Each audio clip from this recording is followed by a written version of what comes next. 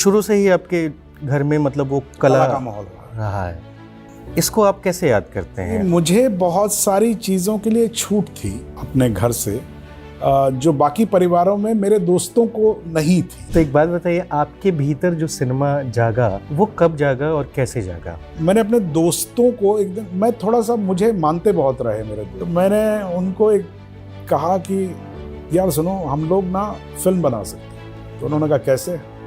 तो मैंने कहा कि भाई यार हम एक काम करें कि अगर हम पैसे इकट्ठे करें, हमें जेब खर्ची मिलती है, तो अगर हम जो इंटरवल में खाते हैं, पकोड़े खा लेते हैं, ब्रेड पकोड़ा खा लेते हैं, हम एक एक ब्रेड पकोड़ा भी अगर हमने बचाना शुरू कम कर दिया तो हम कुछ पैसे इकट्ठे कर पाएंगे और हम बहुत सारी रील्स खरीद के बहुत सारी पिक्चर्स लेंगे and then will join the negative and then will have a film. लेकिन बच्चे तो बच्चे, ब्रेड पकोड़े कभी कम हो नहीं पाए, पैसे कभी इकट्ठे हो नहीं पाए, रील हम कभी खरीद नहीं पाए, तो वो कभी हुआ नहीं। तो थिएटर कब गए आप? ये जो कहावत है सुनी सुनाई गई है कि भाई इश्क मोहब्बत के चक्कर में चले गए थे आप। थिएटर की जो दुनिया थी, जो वहाँ के लोग, एक सहजता जो थी वो पूरे माहौल में थी, तो वो मुझे वो जगह बहुत पसंद आई, वो माहौल बहुत पसंद आया। एंड ऑफ कोर्स फिर ये भी था कि शायद हो सकता है हमारी भी कभी किस्मत हो जाए, कोई बहुत खूबसूरत लड़की जो वो हमारे दिमाग को मान ले और दोस्त बन जाए हमारी। सर, थिएटर अमूमन इंसान के देखने के नज़रिए को, उसकी वैचारिकी को काफ़ी बदल देता है ना। थिएटर में पढ़ना लिखना जो है वो कंपलसरी होता है, और पढ़ना लिखना रटने की तरह नहीं होता, समझ के आत्मसात करने वाली। हाँ, आत्मसात करने वाली बात। रोजी रोजगार के बारे में तो आदमी सोचता ही है ना, थिएटर में भी अगर जाता है तो। वो हमारे घर वाले सोचते हैं, हम नहीं सोचते। ओटीटी के एक जो जंजाल है हमारे ऊपर, जंजाल नहीं है, बहुत अच्छा है। अच्छा है, बहुत अच्छा है, लेकिन बहुत ज्यादा है। ज्यादा नहीं है, हजारों ख्वाहिशें ऐसी कि हर ख्वाहिश पे तुम निकले, बहुत निकले मेरे अरमा फिर भी कम निकले। कमी है भाई, ज्यादा नहीं है। आप सिनेमा तो बना रहे हैं, लेकिन उसको सीमित कर दिया है कुछ लोगों के लिए। मैं सही आदमी नहीं हूँ इस बारे में कमेंट करने के लिए, क्योंकि मेरा एक्सपर्टीज नहीं है। आप जब फिल्म नहीं कर रहे होते हैं तो उस दौरान क्या क्या करते हैं? क्या पढ़ते हैं? क्या आप लिखना पसंद करते हैं? भाई मैं फिल्में करता हूँ, तो ऐसा आपको क्यों लगता है कि मैं बहुत पढ़ा लिखा, पढ़ने लिखने वाला आदमी हूँ? तब बहुत दिक्कत हो जाती है जब आप कुछ कहना चाहते हैं और मैं उसे कुछ और बनाकर प्रस्तुत कर दूँ। तो वो क्या घटना थी और क्या हुआ था? Don't make your news like a film. If you will do that, neither it will be a dignified film, nor it will be a dignified me. My only suggestion is that.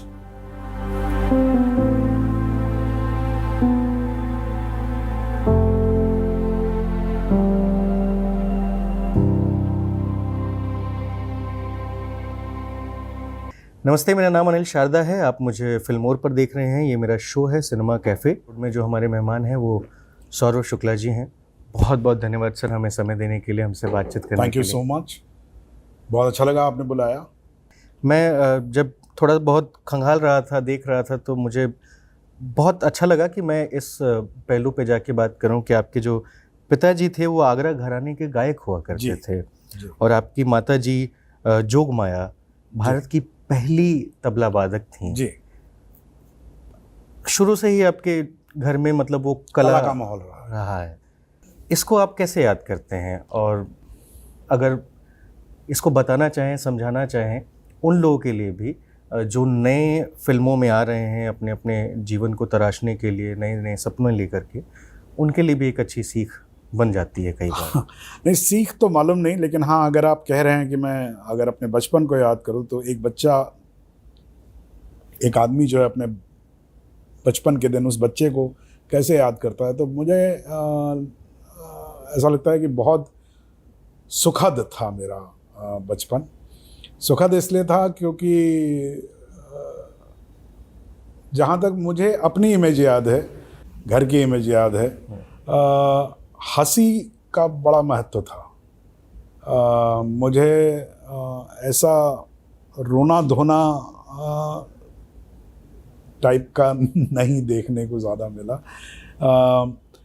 कला का माहौल था घर में, है ना, माता पिता दोनों म्यूजिशियंस, और तो मेरे लिए तो बहुत नॉर्मल था, साधारण था कि भाई घर ऐसा ही होता है, लेकिन ये बात मुझे बहुत बाद में समझ में आई कि मुझे बहुत सारी चीज़ों के लिए छूट थी अपने घर से, जो बाकी परिवारों में मेरे दोस्तों को नहीं थी।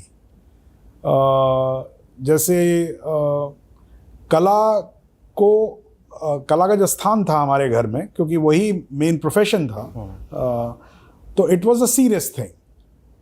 जबकि बाकी घरों में जो थे, जो लोग बिजनेस में थे या नौकरियां करते थे या किसी और फील्ड में थे, तो उनके यहाँ कला, खेल कूद, इन सबको थोड़ा ऐसा ही माना जाता है कि भाई एक्स्ट्रा करिकुलम एक्टिविटी की तरह देखा जाता है। हमारे यहाँ it was a serious business.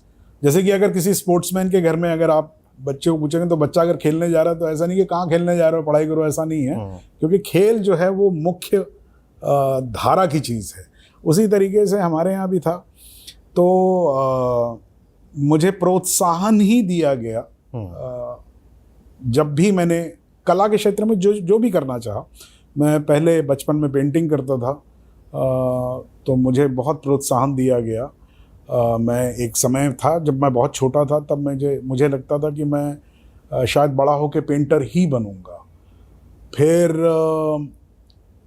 मैं एक प्रोत्साहन का आपको छोटा सा किस्सा बताइए ना।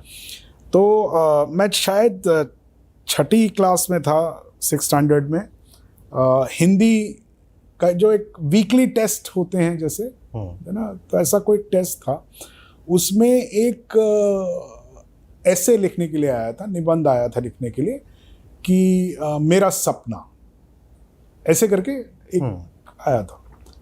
तो मुझे एक जनरल पैटर्न मालूम था कि मेरा सपना में ज़्यादातर यही लिखा जाता है कि मेरा सपना है कि मैं देश के लिए कुछ करूं, मेरा सपना है कि मैं एक बड़ा आदमी बनूं और समाज के लिए कुछ करूं, है ना। यही मोटा मोटी मालूम था कि सब ऐसा ही लिखते हैं। तो मुझे लगा कि यार मैं कुछ अलग लिखता हूं, तो मैंने उसको लिटरली सपने की तरह लिखा। मैंने उसको लिखा कि मैंने 1 हफ्ते पहले या 2 हफ्ते पहले एक अंग्रेजी फिल्म देखी थी, मैकेनाज गोल्ड। ना, मैकेनाज गोल्ड जो है काफ़ी बड़ी फिल्म है, हॉलीवुड की बहुत पुरानी फिल्म है। तो मैंने मैकेनाज गोल्ड से उठा के जो भी उसमें हुआ था उसका ओपनिंग सीन जो है, तो मैंने ऐसे लिखा कि कल मैं सोया और रात को मुझे सपना आया कि मैं एक रेगिस्तान में हूँ और मुझे दिखाई पड़ा, और मैंने वो सीन डिस्क्राइब किया। तो बाद में जब क्लास में लोगों को मार्क्स मिल रहे थे, तो मेरे टीचर ने, हिंदी के जो टीचर थे, उन्होंने बुलाया मुझे और खड़ा किया मुझे, बोले हाँ भी पढ़ो, अपना निबंध पढ़ो। तो मैंने पढ़ के सुनाया तो बोले देखिए साहब, ऐसे ऐसे सपने आते हैं हमको, और सब हंसने लगे। तो मैं बड़ा कहना चाहिए मैंने बहुत ह्यूमिलेटेड फील हुआ, मुझे असहज हो गया। असहज हो गया, मुझे लगा कि जैसे मैंने बहुत बड़ी गलती कर दी। तो मैं थोड़ा परेशान था। तो रात को बाबा ने मुझसे पूछा कि क्या भाई, क्या थोड़ा मुंह लटका हुआ तुम्हारा, क्या हुआ? तो मैंने बताया कि ऐसे ऐसे मैंने निबंध लिखा था और आज ऐसे ऐसे हुआ। तो बोले अच्छा क्या लिखा था बताओ। तो मैंने उनको पढ़ के सुनाया, तो उन्होंने सुना और बोले सुनो, क्या है ये, बहुत अच्छा है, तुम ऐसा और भी लिखो, लेकिन क्या करो, स्कूल में हिंदी का जो सब्जेक्ट है उसमें मत लिखना इसे, लेकिन लिखना ज़रूर इसको, और ये लिख के अलग कॉपी में तुम रखना इसको। सो वो मेरा पहला प्रोत्साहन था लिखने के लिए, कि किसी ने ये कहने के बजाय क्या कर रहे हो तुम, ये कहने की बजाय ये कहा अरे अच्छा कर रहे हो, करो ना। तो इस तरह का मेरा बचपन था। पढ़ाई पे ऑब्वियसली दोनों एकेडमिक्स में काफ़ी उन्होंने पढ़े लिखे लोग थे। मेरे फादर जो थे वो प्रोफेसर थे दिल्ली यूनिवर्सिटी में, बाद में वो head of the department dean भी हुए म्यूज़िक फैकल्टी के। माँ भी जो थी वो डॉक्टरेट थी अपने सब्जेक्ट में। तो पढ़ाई का महत्व बहुत था, लेकिन उसके साथ साथ और भी जो चीज़ें जीवन में हो सकती हैं उनको करने के लिए प्रोत्साहन बहुत मिला। बहुत ज़रूरी है। ये मुझे ऐसा याद है, और मैं अब जब सोचता हूँ रिट्रोस्पेक्ट में तो मुझे लगता है मैं बहुत खुशकिस्मत था। तो पिताजी के गायन के बारे में बताइए ना थोड़ा सा, और माताजी के इस प्रोफेशन के बारे में भी, क्योंकि ये कभी सोचना कि मेरी माताजी भारत की पहली तबला वादक महिला हैं जो संगीत बजाती हैं, तो अपने आप में मतलब अच्छा लगता है। देखिए, माता पिता को अगर याद करे बच्चा तो उसके लिए तो वो नॉर्मली माता पिता होते हैं, है ना। तो उनके जो उनका विषय था उसके बारे में तो मैं ज़्यादा डिटेल में आपको नहीं बता पाऊंगा, क्योंकि वो तो जो उस फील्ड के लोग हैं वही बता पाएंगे। लेकिन मेरे फादर जो थे बहुत अच्छे टीचर थे, बहुत अच्छा। उनका एक ही वॉज MAAA, हिस्ट्री में MA था उनका, म्यूज़िक में MA था, और हिंदी में MA था। और बाद में वो पढ़ते बहुत थे, बहुत अच्छा लगता था उनको, बड़े सहज से थे। मतलब मेरे दोस्तों के दोस्त हुआ करते थे वो।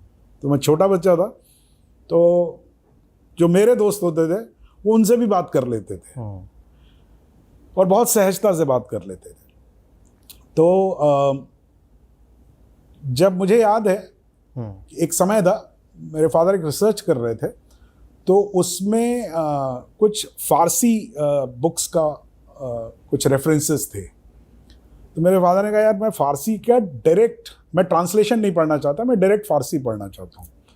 तो उन्होंने फारसी सीखना शुरू किया। तो फारसी के उनके जो प्रोफेसर थे वो कौन थे? वो उनके दोस्त थे जो हमारे घर ऑलमोस्ट हर सैटरडे संडे डिनर्स पे या लंच पे आते थे। अंसारी साहब दिल्ली यूनिवर्सिटी के फारसी डिपार्टमेंट में थे वो। तो वो थे दोनों दोस्त, लेकिन बाद में बाबा जो हैं वो उनके क्लास में जाके बैठ के एज अ स्टूडेंट भी पढ़ा करते थे, शिष्य बन गए। हाँ, तो ये मेरे फादर का इमेज है। माँ जो हैं, मैंने उनको बचपन से तबला बजाते हुए देखा। मुझे नहीं मालूम था, मेरे लिए बहुत नॉर्मल थी ये चीज़।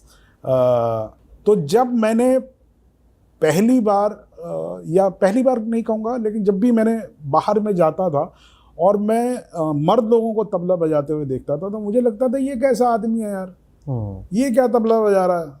तबला तो औरतें बजाती हैं। क्योंकि मेरे लिए तो वही नॉर्मल था कि औरतें ही तबला बजाती हैं। ये मुझे बाद में पता लगा कि तबला जो साज है वो मूलतः जो है वो मर्दों का साज है, क्योंकि उसमें ताकत का इस्तेमाल ज़्यादा है। You need power in the hand, जो रेला आप खींचते हैं, या ज़्यादातर मर्द जो हैं वो बजा। ये मुझे बहुत बाद में पता लगा। और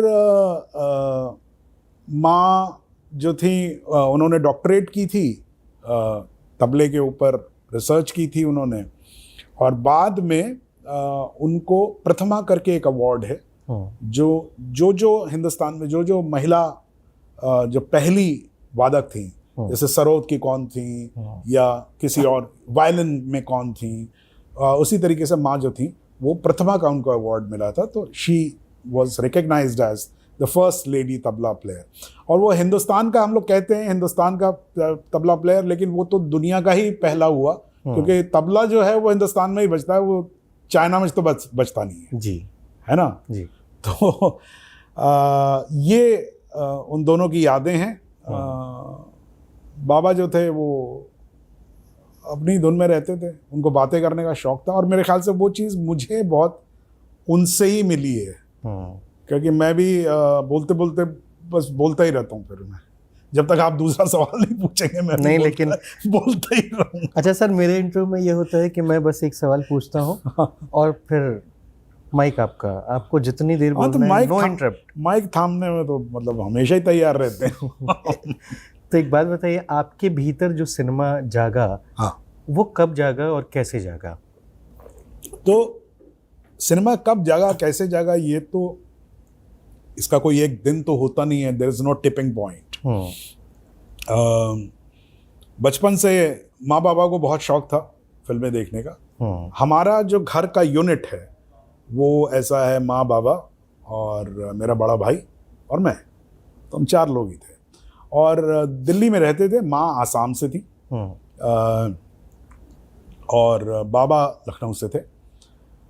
ऐसा हुआ कि हम लोगों का आपसी रिश्तेदारों में ज़्यादा संबंध या कहना चाहिए कनेक्शन नहीं था। जो हमारे घर में जो माहौल रहा वो कलाकारों का माहौल रहा, क्योंकि लोग बहुत आते थे, लेकिन कौन आते थे? वही होते थे जो म्यूजिशियंस होते थे।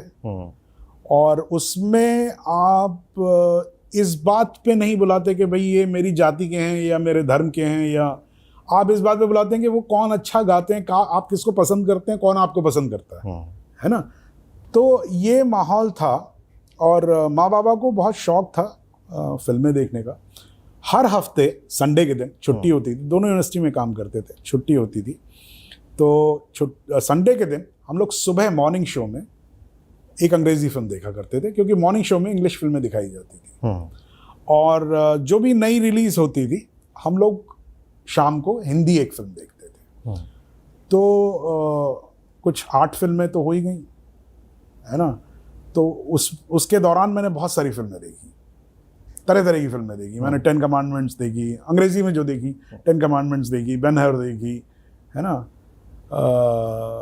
वेयर ईगल्स डेयर, बहुत सारी जो भी उस टाइम पे क्लासिक फिल्में आती थी, तो वो सारी फिल्में देखी। तो मुझे वो फिल्में देखना बहुत पसंद था। मुझे ऐसा लगता था कि मैं जैसे एक अलग दुनिया है सामने, और जैसी लाइट चालू होती है वो दुनिया खुल जाती है और बाकी दुनिया जो है वो it ceases to exist, out हो जाता है, फोकस आउट हो जाता है। आप वो दुनिया देख रहे हैं, वो मुझे बहुत अच्छा लगता था, अभी भी लगता है। बहुत मजा आता है, वो तो ऑलमोस्ट लाइक खींच लेता है आपको। तो मन बड़ा था मेरा, और ये मैं अगेन 7th 8th में या 6th में रहूँगा शायद। मैंने अपने दोस्तों को एक दिन, मैं थोड़ा सा, मुझे मानते बहुत रहे मेरे दोस्त, तो मैं कुछ भी कहता था तो वो हाँ सौरभ की सुनो, सौरभ की सुनो, ऐसा मान लेते थे। तो मैंने उनको एक कहा कि यार सुनो, हम लोग ना फिल्म बना सकते हैं। तो उन्होंने कहा कैसे?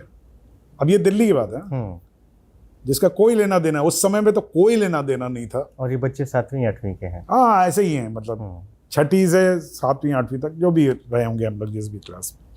तो मैंने अपने दोस्तों को कहा कि हम फिल्म बना सकते हैं। तो उन्होंने कहा कैसे? मैंने कहा यार मेरे भाई के पास एक कैमरा है, अगफा 3 करके एक कैमरा है, क्लिक 3 करके, वो बेसिकली स्टिल कैमरा था।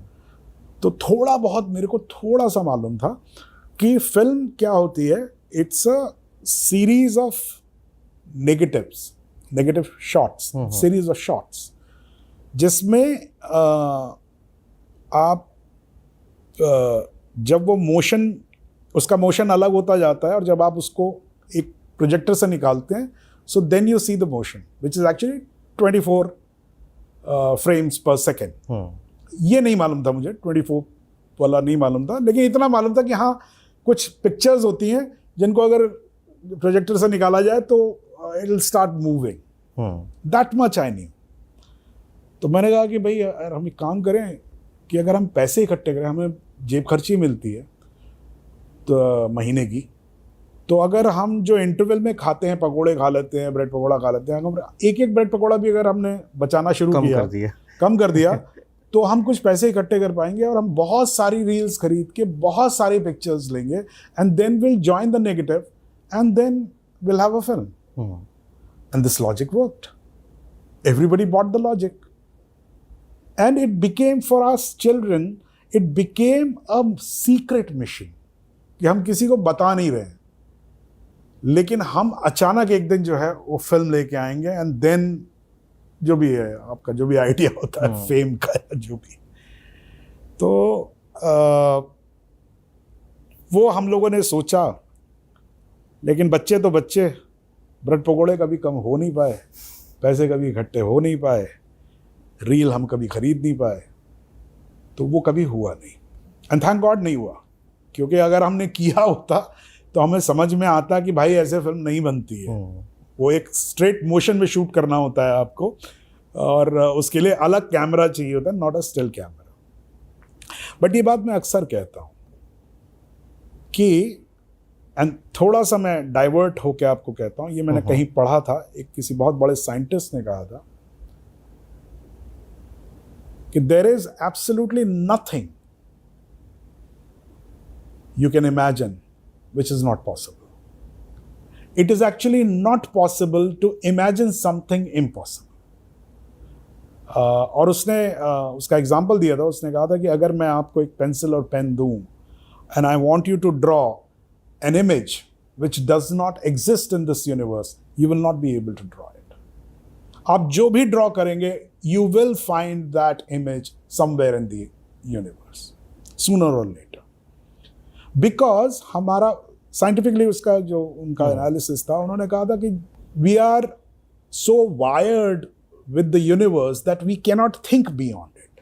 सो बाय दैट लॉजिक आप जो भी सोचते हैं, ये मुझे बहुत इंटरेस्टिंग लगता है कि आप जो भी सोचते हैं वो इम्पॉसिबल या अनइमेजिनेबल नहीं होता है, क्योंकि जो एक्चुअली अनइमेजिनेबल है वो आप इमेजिन ही नहीं कर पाएंगे। तो ये जो मैंने बचपन में जो बेवकूफ़ी की थी, या समझिए बचपने का जो एक लॉजिक था कि हम एक स्टिल कैमरा से फिल्म बना सकते हैं, अगर आप देखें तो ये बेसिकली सारे बेसिक इनका फंक्शन है। जितने कैमरा यहाँ लगे हुए हैं, इनका स्टिल कैमरा का फंक्शन है। They are exactly the design of a still camera. They have added the feature of film in these cameras, but these are basically, अगर आप किसी को भी इसको दिखाएंगे और कहेंगे कि यार ये कौन सा camera, everybody will say it's a still camera. So वो छठी के बच्चे ने जो सोचा था कि स्टिल कैमरा से फिल्म बन सकती है, आज बन रही है। तो थिएटर कब गए आप? थिएटर में गया when I ये जो कहावत है सुनी सुनाई गई है कि भाई इश्क मोहब्बत के चक्कर में चले गए थे आप। हाँ, नहीं वो बता देता हूँ, मैं इश्क मोहब्बत वैसे नहीं गया था कि किसी लड़की को फॉलो करते हुए चला गया था, ऐसा नहीं था।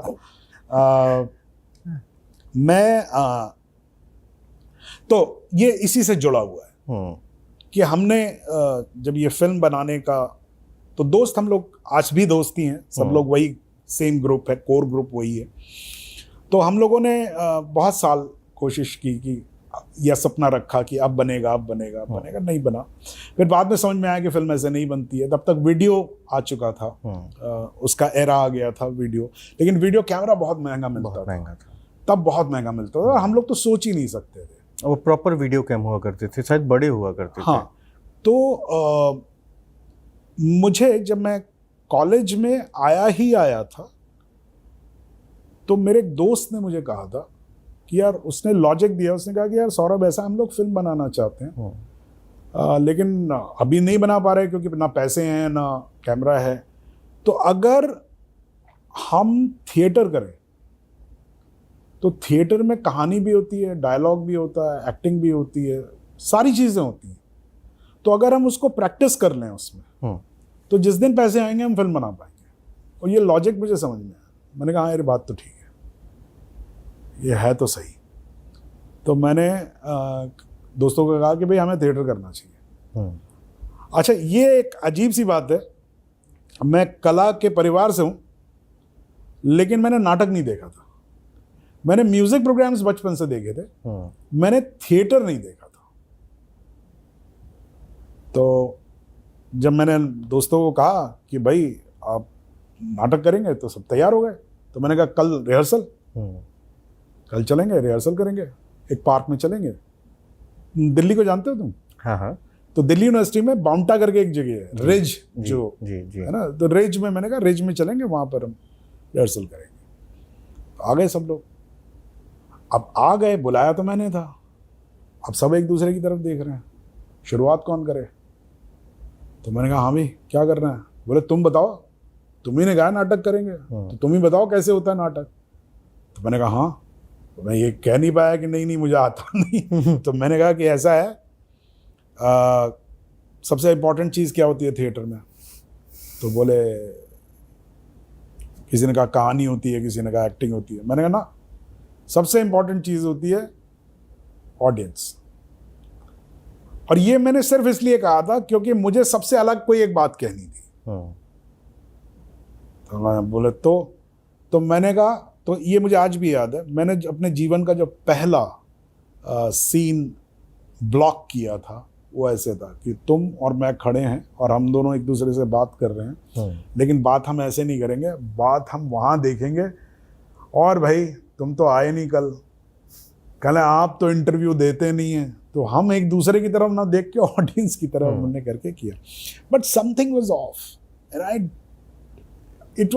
वाज फीलिंग कि यार कह तो दिया मैंने, लेकिन ये वर्क नहीं कर रहा है, समझ में नहीं आया। And within a week I went to Shriram centre and I saw my first play. वो टेनेसी विलियम्स का ग्लास मेनाजरी मैंने देखा था, और वो एक बहुत अच्छे ग्रुप ने किया था। And I saw actors talking to each other, not looking at the audience, जिसको फोर्थ वॉल कहते हैं थिएटर में। That was maintained. And then I understood कि you don't have to do it this way. So that's how I started learning, and that's how, तो धीरे धीरे करके फिर मैं थिएटर में आया। तो जैसा तुमने कहा या जैसा पूछा, थिएटर में आने, खाली थिएटर करने का ही वो नहीं था, थिएटर की जो दुनिया थी, जो वहाँ के लोग थे, देखना समझना था, सीखना था। हाँ, मतलब जिस तरह के लोग मिले, सबसे पहले आप इंस्पायर होते हैं लोगों से। तो वहाँ पर देखा कि भाई किसी को ऐसा नहीं है कि पैंट प्रेस करके क्रीज करके ही पहन के आपको आना है और प्रॉपर आपको रहना है, या ऐसे बैठना है वैसे बैठ, एक सहजता जो थी वो पूरे माहौल में थी। फिर ये भी देखा कि भाई बहुत सारी बहुत खूबसूरत कॉन्फिडेंट महिलाएं जो थी वो थी। और ये ज़रूरी नहीं कि एक बहुत खूबसूरत लड़की जो है किसी बहुत खूबसूरत लड़के के साथ ही बैठ के बात कर रही हो या उसके साथ हो, क्योंकि वहाँ पर महत्व इस बात का था कि आप सोचते कैसा हैं, ना कि आप दिखते कैसे हैं। ये थोड़ा एक फ़र्क हो जाता है। तो वहाँ मुझे लगा कि यार ये तो बड़ी अच्छी जगह है, क्योंकि मैं अपने अपीयरेंस को लेके बहुत ज़्यादा कॉन्फिडेंट था नहीं, मस्कुलर था नहीं, मैं लंबा था नहीं, है ना, कोई ऐसा चिजल्ड फेस भी नहीं था। तो मैंने कहा यार ये तो अच्छा है, ये तो बहुत अच्छी जगह। तो वो मुझे वो जगह बहुत पसंद आई, वो माहौल बहुत पसंद आया। एंड ऑफ कोर्स फिर ये भी था कि शायद हो सकता है हमारी भी कभी किस्मत हो जाए, कोई बहुत खूबसूरत लड़की जो है वो हमारे दिमाग को मान ले और दोस्त बन जाए हमारी। तो ऐसा, इस वजह से फिर मैं थिएटर में। सर, थिएटर अमूमन इंसान के देखने के नज़रिए को, उसकी वैचारिकी को काफ़ी बदल देता है ना? हाँ, बदल देता है। उसका रीज़न ये है क्योंकि थिएटर में पढ़ना लिखना जो है वो कंपलसरी होता है, और पढ़ना लिखना रटने की तरह नहीं होता है, समझ के आत्मसात करने वाली। हाँ, आत्मसात करने वाली बात है। तो आप इसलिए नहीं क्योंकि आपको नंबर मिलने वाले हैं आप एक किताब पढ़ते हैं, इसलिए नहीं, बल्कि आप उस नाटक को करना चाहते हैं, उसको समझना चाहते हैं। जब करना चाहते हैं का मतलब क्या होता है कि भाई आप कुछ समझ के ही करेंगे ना, उसके पीछे क्या छुपा हुआ है, चीज़ें निकाल के करेंगे आप। तो फिर आप उसको आत्मसात करते हैं, समझते हैं उस बात को। आप लिटरेचर पढ़ते हैं, और जब आप लिटरेचर की दुनिया खुलने लगती है, फिर बहुत सारी बातें जो आपके आम समाज में, जैसे कि मैं आपको एक चीज़ बताता हूँ, मैं जब जिस समाज से मैं आता हूँ, मिडिल क्लास दिल्ली का, टीचर का बेटा, हमारे यहाँ डिवोर्स को बहुत ठीक नज़रिए से नहीं देखा जाता, ठीक नज़रिए से नहीं देखा जाता था, है ना। अगर ये पता लगता था आप डिवोर्सी हैं तो अरे रे रे, या तो आपके साथ बुरा हो गया या आपने क्या गलत कर दिया, ऐसा। बट जब मैंने साहित्य पढ़ना शुरू किया, जिसमें कि हिंदुस्तानी साहित्य भी था, विदेशी साहित्य भी था, तो आपको तरह तरह के नजरिए सुनने को मिलते हैं। जैसे जो मैंने अपने जीवन का पहला नाटक पढ़ा था वो था आर्थर मिलर का ऑल माय सन्स। वो इतना खूबसूरत नाटक है और आप ये तय ही नहीं कर पाते कि जो उसका प्रोटैगनिस्ट है वो एक्चुअली विक्टिम है या एक्चुअली कल्प्रिट है। तो ये जो क्वालिटी है, ये जो एक कहना चाहिए, जो झंझोड़ती है चीज़ आपको जब आप पढ़ते हैं, देखते हैं, तो नाटक ये करता है। थिएटर जो है वो इस बैकग्राउंड, इस चीज़ को आपको खोल के रखता है। फिर आपको हैवदन पढ़ने को मिलता है, फिर आपको आधे अधूरे पढ़ने को मिलता है। भाई हम तो परिवार का हमने एक प्रोटोटाइप बना रखा है ना, एक स्टीरियोटिपिकल परिवार की। भाई ऐसा है, बेटा है, बड़ी बेटी है, एक छोटी बेटी है, एक माँ है, एक फादर है, यही है ना, यही 5 लोग हैं ना आधे अधूरे में।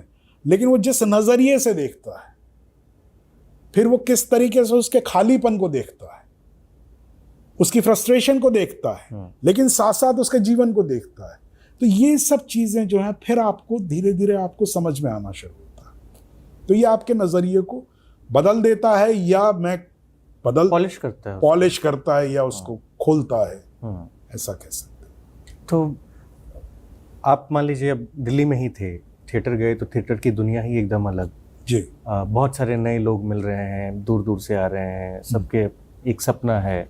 फिल्म में तो जाना ही है, लेकिन जो थिएटर को जी रहा है, कर रहा है। मैं यहाँ खाली एक करेक्शन करना चाहूँगा। जिस समय में मैं था, मेरे ख्याल से मेरे साथ के किसी भी ज़्यादातर लोगों का ऐसा कोई ख्याल नहीं था कि फिल्मों में जाना नहीं था। मेरा भी नहीं था, मेरे बहुत सारे दोस्तों का नहीं था, कुछ लोगों का रहा होगा, लेकिन नहीं, ऐसा था नहीं।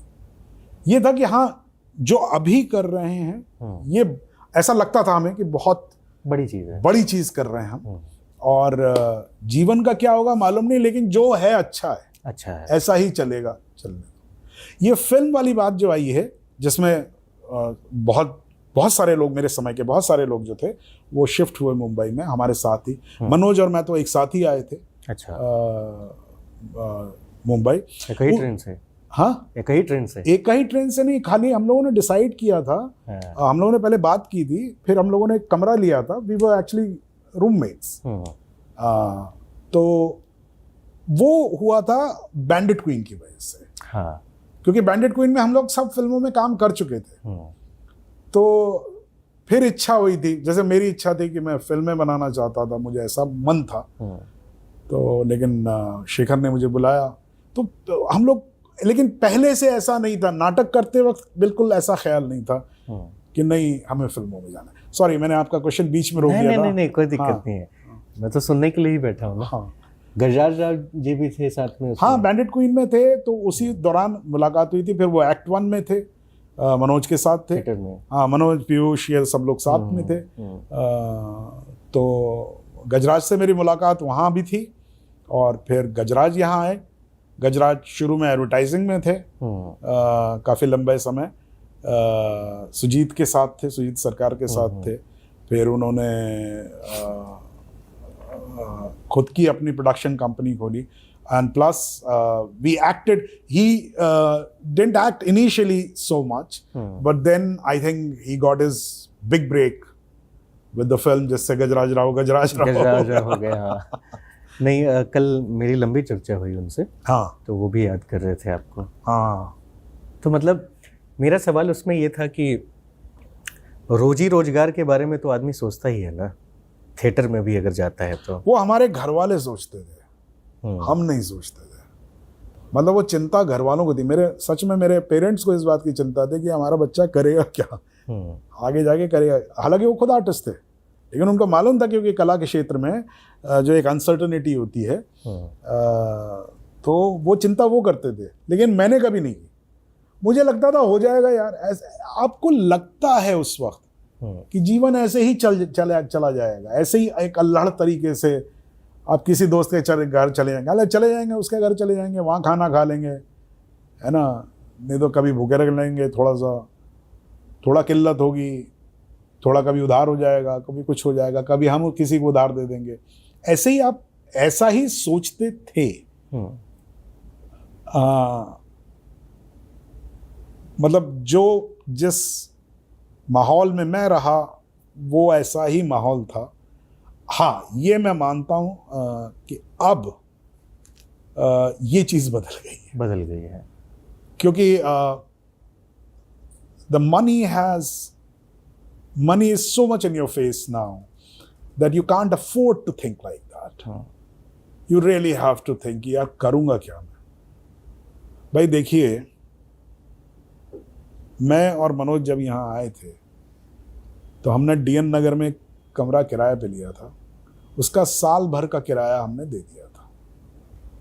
ठीक है, तो साल भर तो हमें कोई निकाल नहीं सकता वहाँ से। और वो साल भर का किराया कितना था? वो किराया काफ़ी महंगा था, हमारे लिए काफ़ी महंगा था, लेकिन 24,000, मात्र 24,000 रुपये था। इसमें से 2,000 रुपये मनोज के थे और 2,000 रुपये मेरे थे महीने के। ठीक है, तो हमने दोनों ने 12-12 हज़ार रुपये दे के एक चीज़ से तो निजात पा ली कि भाई अब कोई निकाल नहीं सकता हमें। एक साल तो हम कहीं नहीं जा रहे, यहीं पे हैं। अब उसके बाद धीरे धीरे चलता रहेगा। आसरा मिल जाता है तो आसरा मिल गया तो फिर बाकी खाना पीना तो हो ही जाएगा। जिस दिन जो कमा लेगा वो ज़्यादा चीज़ें ले आएगा, है ना। लेकिन अब चीज़ें बदल गई हैं। अब कोई एक नया यंग बच्चा आता है और वो अगर कहीं घर लेना चाहता है तो 50-60 हज़ार रुपये अगर उसको देने पड़ जाएं, हालत खराब हो जाएगी। तो वो तो कमाने पड़ेंगे ना। वो इस अल्लड़ता को एंजॉय नहीं कर सकता, यार नहीं है कोई बात नहीं। और ऐसा भी नहीं कर सकता कि 6 लाख रुपए उठा के दे दिए कि लो भाई मैं साल भर यहाँ रहूँ। 6 लाख, अभी भी 6 लाख की कीमत है भाई, बहुत है, बहुत ज़्यादा। कमाने जाओ तो 6 लाख की कीमत है। तो यही है। तो जैसा आपने कहा कि रोजी रोटी की जो चिंता है थी, ऐसा नहीं है, मन में विचार आता था कि क्या होगा यार कभी, क्योंकि सुनते थे कि कभी बीमार पड़ गए तो क्या करोगे, इलाज कैसे होगा, है ना। शादी नहीं हुई थी तो आप परिवार के बारे में वैसे सोचते नहीं थे। लेकिन ये कहना चाहिए मेन विचार नहीं था, मूल विचार नहीं था। ये ऐसा नहीं था कि दिन भर आप इसी के बारे में सोच रहे हैं। अभी क्या हो गया कि अभी दिन भर आपको सोचना पड़ता है कि यार अब मैं ये, इसके बाद मुझे ये करना है, फिर मुझे जल्दी से घर ले लेना चाहिए यार यहाँ पे। तो आदमी उसमें चलता है, उधेड़ बुन चल रही होती है, उधेड़ बुन, तो वो समय लेता है ना। तो रोजी रोटी का हमने इतना तब नहीं सोचा। और अच्छा, ये आप लोगों ने एक फिल्म जो कर ली थी या और भी कुछ फिल्में की थी बैंडविथ क्वीन के बाद? बैंडविथ क्वीन के बाद जब बॉम्बे आए थे हम लोग, मतलब अब मुंबई, तब बॉम्बे मुंबई के बीच में चल रहा था। मैं आज भी बॉम्बे ही बोलता हूँ, मैं कहीं भी कुछ लिख दूँ तो। क्योंकि मुझे लगता है कि बॉम्बे का एक अपना सुख है, एक अपना फील है, महसूस होता है। हाँ, मतलब अब वो तो एक बहस है कि भाई बॉम्बे जो है वो उसका बिगड़ा हुआ नाम है ना। एक्चुअली तो मुंबई के उस पे ही बना है ना, मुंबा देवी जो है। हाँ। तो शुरू में, क्योंकि आप एक लंबे समय तक बोलते रहते हैं एक नाम, तो शुरू में हम लोग भी बम्बई या हिंदी में बम्बई बोलते थे या बॉम्बे बोलते थे, हम लोग अंग्रेजी में बॉम्बे बोलते थे। तो शुरू में थोड़ा लगता था कि मुंबई कैसे बोलें, लेकिन धीरे धीरे आदत हो गई और अच्छा है, मुंबई है। और वो ऐसी तो कहावतें भी हैं ना कि नाम में क्या धरा है ना। वो क्या है मान करो तलवार का, पड़ी रहन दो में हम। हाँ, तो आप लोग तभी उसके बाद ही बॉम्बे आए? जी। तो अगर मैं आगे बढ़ने से पहले, क्योंकि मैं बहुत पसंद करता हूँ शेखर कपूर को और उनके काम को, उनके बारे में या उनके सिनेमा के बारे में यदि एक नौसिखिए को जानना हो, समझना हो, क्या बताएंगे आप? आपने तो बहुत करीब से देखा है। बहुत करीब से देखा है।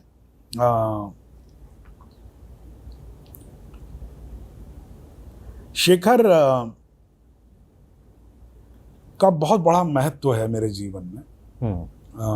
वो एक प्रकार से मेरे पहले डायरेक्टर थे जिन्होंने ये पूरी दुनिया मेरे लिए खोली, न सिर्फ काम देके बल्कि द अंडरस्टैंडिंग ऑफ सिनेमा वो उनको देख के समझ में आया। बहुत ही सॉफ्ट स्पोकन और कभी भी बहुत गुस्से में नहीं दिखते हैं, उतावले नहीं दिखते हैं। उन्होंने मासूम फिल्म बनाई थी जो हमें बेहद पसंद थी, और उसके बाद उन्होंने मिस्टर इंडिया बनाई थी, वो भी बेहद पसंद थी। मासूम जो है वो एक रियलिस्टिक फिल्म है और मिस्टर इंडिया जो है एक स्टाइलाइज्ड फिल्म है जिसमें बॉलीवुड का जो ईडियम था वो था, लेकिन उसके बावजूद उसकी सेंसिटिविटी बिल्कुल उतनी ही थी जितनी मासूम थी। उसमें बच्चों का एक ट्रैक था पूरा। तो पसंद तो बहुत थे हमें, तो जब उनके साथ काम कर रहे थे तो बड़ा मजा, स्टार थे वो हमारे लिए। और फिर साथ में उसी वक्त हमारी मुलाकात अशोक मेहता से हुई, जो मतलब दिग्गज।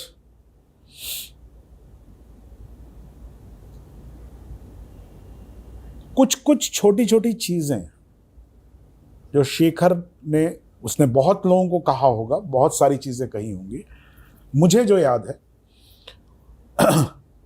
मैं 2 चीजें बताता हूं आपको। एक तो ये है कि हम लोग जब कास्टिंग हो गई थी, कास्टिंग के बाद फाइनली कास्टिंग होने के बाद एक रीडिंग हुई सीमा की और मेरी।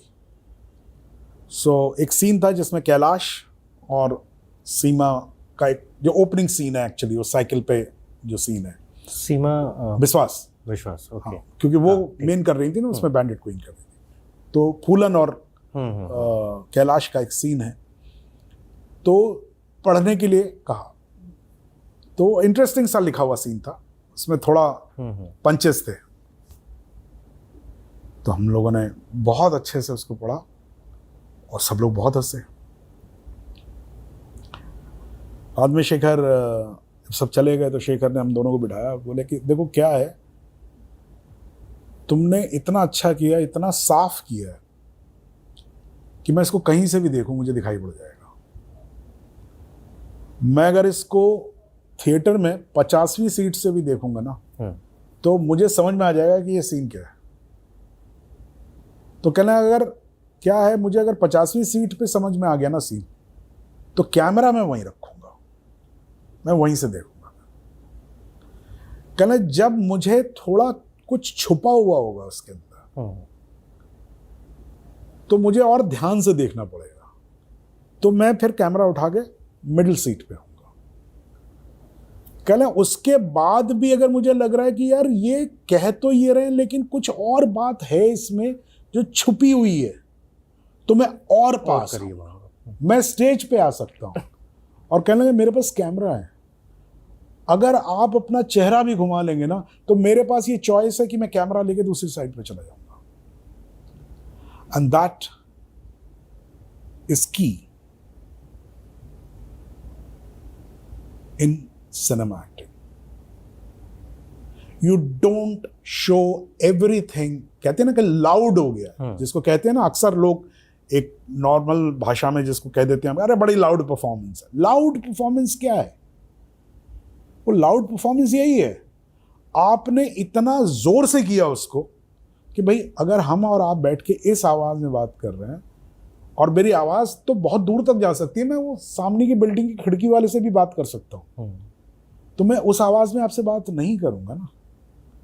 तो उसको, उसका जो रियलिज्म है, उसको जो पकड़ना है, वो बहुत इंपॉर्टेंट चीज थी जो मुझे उस वक्त समझ में आई। हर वक्त आप कैमरे को ही महत्व देते रहें और उसी को देखते रहें।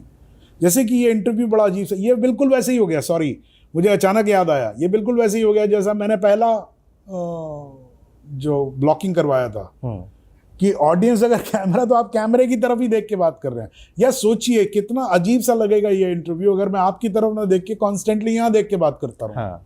और आप मेरी तरफ ना देख के आप सीधे वहां देख के बात करते रहे, तो बीच के कैमरे को तो लगेगा कि यार कर क्या रहे हैं, एक दूसरे से बात कर रहे हैं, वहां कोई खड़ा उससे बात कर रहे हैं, है ना।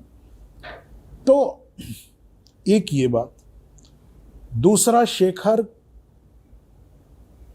किस तरह से कैरेक्टर की साइकी पकड़ते हैं, ये मुझे कमाल का लगा था। और मुझे फिर ये इंस्पायर किया इस चीज़ ने कि हाँ, ये चीज़ हमें अपने आर्ट में अचीव करने की कोशिश करनी चाहिए। मैं सीन बताता हूँ। मैंने पहले सीन का आपको अभी किस्सा बताया, अब लास्ट सीन का किस्सा बताता हूँ। लास्ट सीन है बैंडिट क्वीन का। लास्ट सीन मतलब जो कैलाश और फूलन के बीच का जो सीन है, वो ये है कि फूलन जो है वो भाग रही है और उसका पीछा किया जा रहा है, पुलिस उसे ढूंढ रही है और उसको मार दिया जाएगा। बहुत सारे डकैतों का एनकाउंटर हो गया है, उसका भी एनकाउंटर हो जाएगा। वो मानसिंह के साथ भागी हुई है और वो पानी नहीं है, प्यास के मारे मरी जा रही है। एक सीन भी आता है उसमें, एक शॉट भी आता है कि वो पानी देखती है, वो पानी पीने जा रही होती है, मानसिंह पकड़ कर उसको पीछे खींच लेता है क्योंकि उसमें एक लाश पड़ी हुई है और वो कहता है कि जहर मिला दिया है, ठीक है। और वो उसके बाद बेहोश हो जाती है। जब उसे होश आता है तो उसको कैलाश दिखाई पड़ता है और कैलाश जो है पानी उसके मुंह पे डालता है। अब सीन ऐसा लिखा हुआ था कि वो कहती है कि तू बंदूक लाया है क्या, और वो कहता नहीं, मैं पानी लाया। वो कहती कहाँ गए सब लोग, कल भाग गए सारे जान बचाने के लिए। और वो कहती है मैं नया गैंग बनाऊंगी, तू लेके आएगा ना मेरे लिए। और कैलाश उसको देखता रहता है और कहता है मर गए सारे, तू भी मर जाएगी। और वो वापस चला जाता है रिवाइंड्स में और वो उसकी आवाज़ खाली गूंजती है और कहता है अब नया जन्म लेने का वक्त आ गया है फूलन, लौट जा दुनिया में। It becomes the inner voice of. ये सीन था। अब ये सीन मैंने आपको सुनाया, गंभीर सीन है जी। किसी भी एक्टर को देंगे वो गंभीरता से प्ले करेगा। हमने भी किया रिहर्सल में।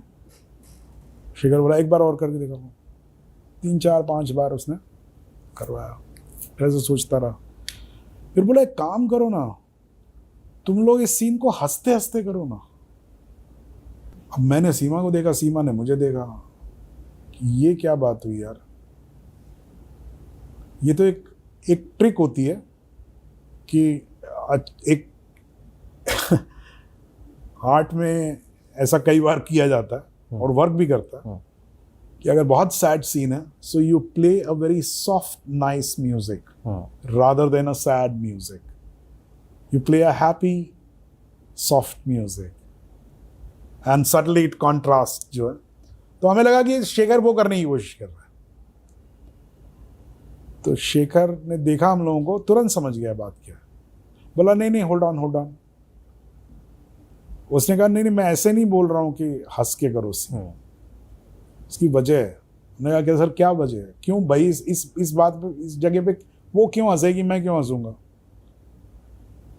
तो बोले 1 मिनट, तुम लोगों को अपने कैरेक्टर्स याद है ना। हाँ।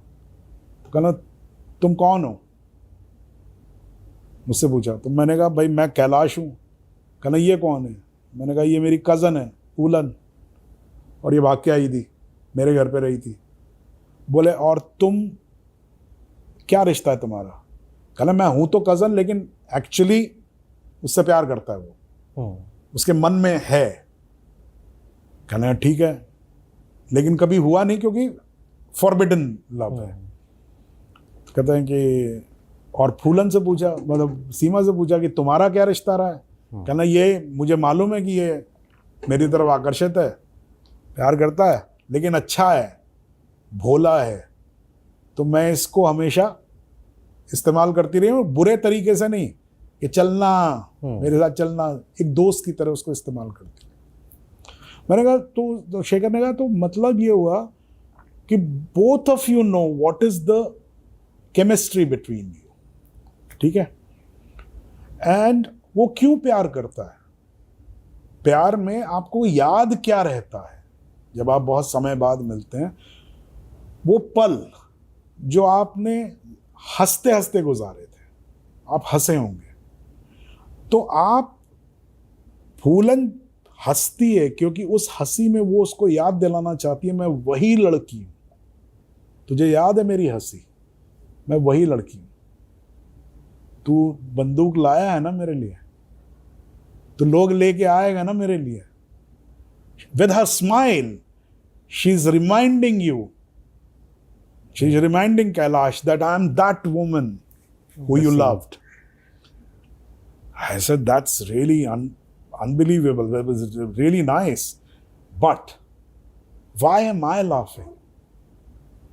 He said, Saurabh, you're laughing because you say that I remember your smile, but nothing can be done. That is what is the answer. And it just changed everything.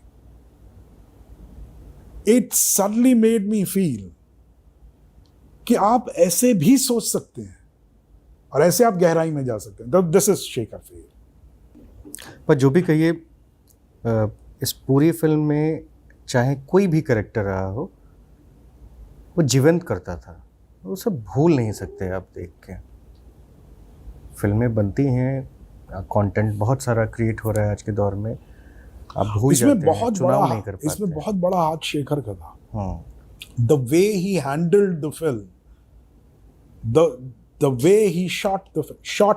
Shot does not only mean that you only shoot at a certain place. The whole process he followed with every actor. कितने सारे actors थे, लेकिन सारे उसके अंदर ऐसा लगता है कि जैसे कोई भी यहाँ से निकलता है, आपको लगता है पीछे से भी कोई एक एक्टर निकल के जाता है तो लगता है कि हाँ ये वही का आदमी है। कैसे? So that is the brilliance of Shekhar. जब आप कोई किरदार स्क्रीन पर लिख रहे होते हैं तो आपके मन के भीतर के भाव क्या होते हैं, और दूसरा इसमें थिएटर का कितना योगदान होता है? आप लिखते क्यों हैं? जी, क्योंकि आप लिख सकते हैं। ये वैसे ही है, अगर आप एक राइटर से पूछते हैं कि भाई आप क्यों लिखते हैं या किस मनस्थिति में लिखते हैं, तो अगर आप एक गायक से पूछेंगे आप क्यों गाते हैं और किस मनस्थिति में गाते हैं, तो उसके पास जवाब नहीं होगा, क्योंकि वो कर सकता है ना। अब आप उसको ये भी कह सकते हैं कि आपका सेल्फ एक्सप्रेशन है या कुछ है। कई आयाम हैं इसमें। कई बार तो ऐसा होता है ना कि जैसे लेखकों के लिए कहा जाता है, मतलब इस पे भी मेरा मार्गदर्शन करिएगा, कि एक पुरुष है तो वो कभी एक महिला के किरदार को उतनी बेहतरी के साथ नहीं लिख पाएगा जो असल में है। मतलब हम महिलाओं का एक परसेप्शन बना के रखें कि वो ऐसी होनी चाहिए। जैसे कि बातचीत में हमारी थी कि अगर किसी का डाइवोर्स हो गया तो वो हमारे सोसाइटी के लिए तब भी, और आज भी इतनी सोसाइटी मतलब प्रोग्रेसिव नहीं होगी कि एक्सेप्ट कर लिए, शहरों में वो चीज़ें हो रही हैं। तो महिला की एक जो इच्छा है वो किसी भी चीज़ों के लिए हो सकती है, अपने काम के प्रति, प्रेमी के प्रति, अपने शारीरिक अनुभव के प्रति। तो वो पुरुष उतना जस्टिफिकेशन उस करेक्टर के साथ नहीं कर पाता है। आप जब लिख रहे होते हैं तो आपके बीच में क्या कुछ? तो देखिए, आप पुरुष हैं जी, है ना। अब आप बायोलॉजिकली आप एक सीमा में बंधे हुए हैं, है ना। एंड साइंस भी इस बात को मानती है कि जो महिलाओं का सोचने का तरीका है और जो पुरुषों का सोचने का तरीका है, मेल और फीमेल का जो एक तो उनके हार्मोन्स जो हैं वो अलग तरीके से होते हैं। हमारे यहाँ टेस्टोस्टेरोन जो है वो ज़्यादा हाई रहता है, उनका जो है मैं नाम बोल रहा हूँ, लेकिन उनका जो हार्मोन होता है female hormone, in a layman's this thing, जो रोकता है आपको, थोड़ा सा बंधाव में रखने की कोशिश करता है। तो इससे तो आप निजात पा नहीं सकते, है ना। लेकिन जैसे कि जैसे मैंने आपको पहले कहा, जैसे बात हुई कि पहले जब मैं जिस समाज से आता था वहाँ डाइवोर्स जो है वो एक नज़रिए से देखा जाता था, तो आपकी सोच जो है उसके बाहर नहीं जाती थी। आप इवॉल्व कब होते हैं, एंड एज एन राइटर आप इवॉल्व्ड राइटिंग कब कर पाते हैं, जब आपका नज़रिया दायरा खुलता जाता है। ये मेरा मानना है कि पुरुष जो राइटर है वो पूरी तरह से तो स्त्री को नहीं समझ सकता, लेकिन हाँ उसके बारे में बहुत कुछ समझने की कोशिश कर सकता है और वो उसके स्पेक्ट्रम को बड़ा करता है। तो बहुत पुरुषों ने, बहुत मेल राइटर्स हुए जिन्होंने बहुत कमाल के फीमेल कैरेक्टर्स लिखे हैं, और जो कि औरतों से अगर आप पूछेंगे तो उनका भी मानना है कि हाँ ये बहुत करीब तक पहुंचा है।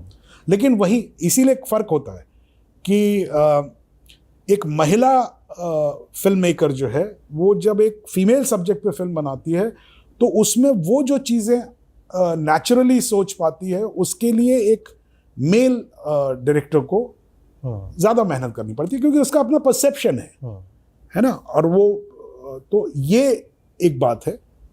अब ये समझ आपको कैसे आती है, ये समझ मतलब एक ही चीज से नहीं आती है, मूलतः तो जीवन जीने से आती है। आप जितना करीबी से देखेंगे और जितना कहना एम्पैथी होगी आपको लोगों के प्रति, अगर आप फीमेल कैरेक्टर्स को देखें तो हम लोग बहुत सारी चीज़ें होती हैं कि जैसे आदमी का एक नज़रिया होता है सोचने का कि अच्छा ये प्रॉब्लम है, सॉल्व करो, आगे बढ़ो। महिलाओं का अक्सर आप देखेंगे कि वो प्रॉब्लम सॉल्व करो आगे बढ़ो नहीं है, ये प्रॉब्लम क्यों है इसकी तह तक जाना है।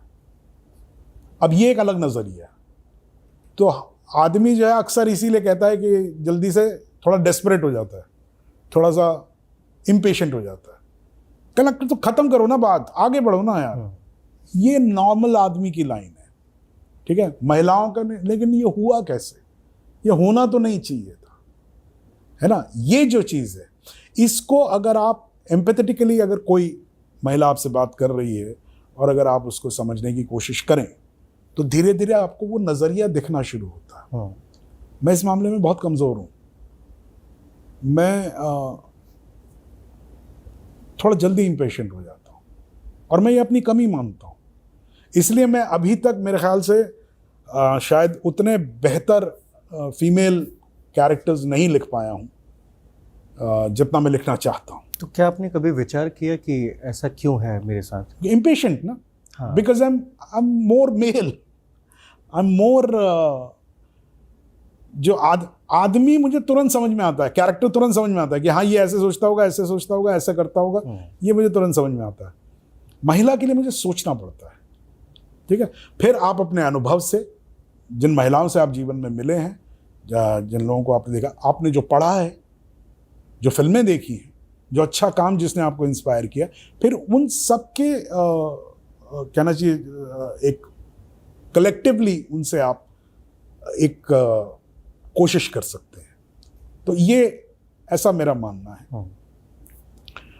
और लिखने के बारे में एक चीज़ मैं और कह देना चाहूँगा। मुझे जो समझ में आया है, मेरे अलग अलग काम में लोगों ने अक्सर पूछा कि आपने क्या सोच के इसे लिखा, किस चीज़ ने आपको इंस्पायर किया। ये एक बड़ा कॉमन क्वेश्चन है। I think this question is wrong.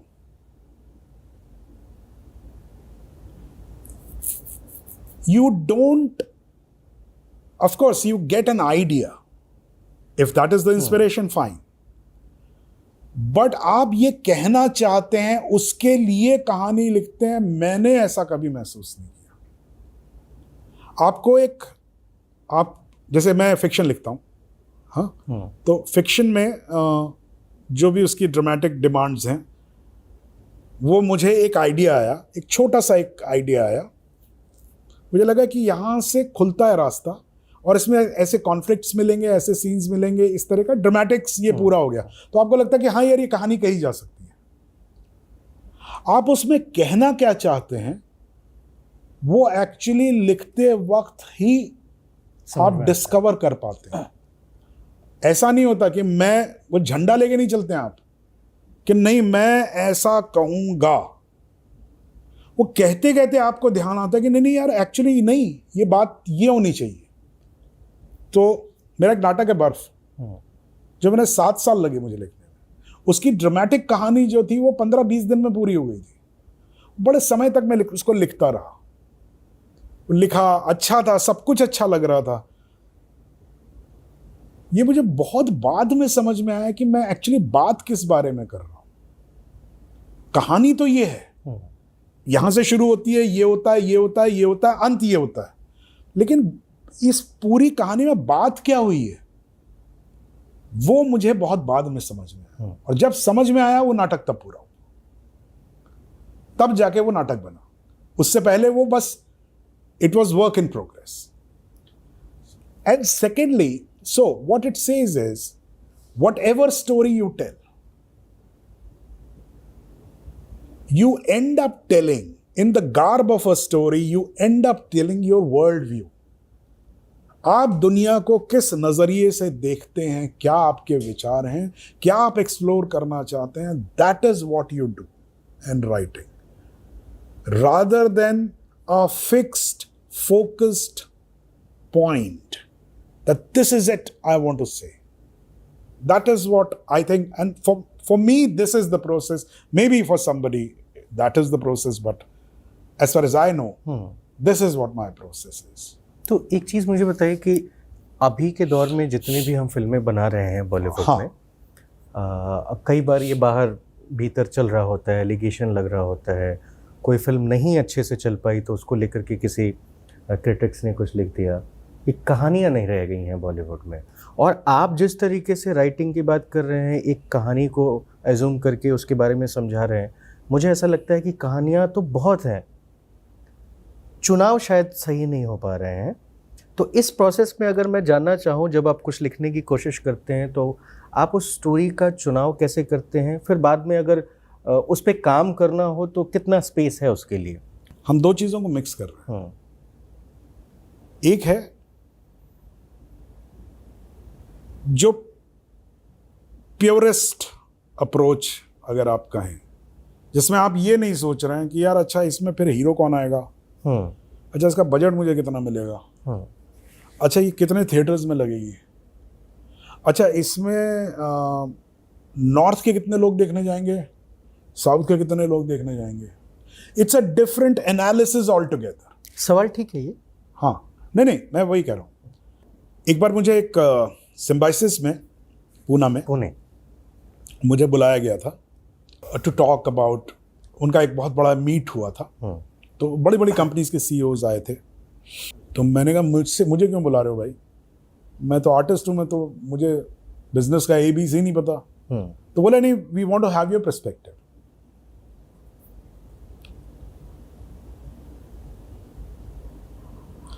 वहाँ मुझे अच्छी तरह से याद है, मैं सबको सुन रहा था, उसमें फिल्म के कुछ लोग गए थे, फिल्म के कमर्शियल पार्ट के लोग जो थे, मार्केटिंग पार्ट के लोग जो थे वो थे। And everybody was talking that you have to see the right moment and you have to understand the right moment.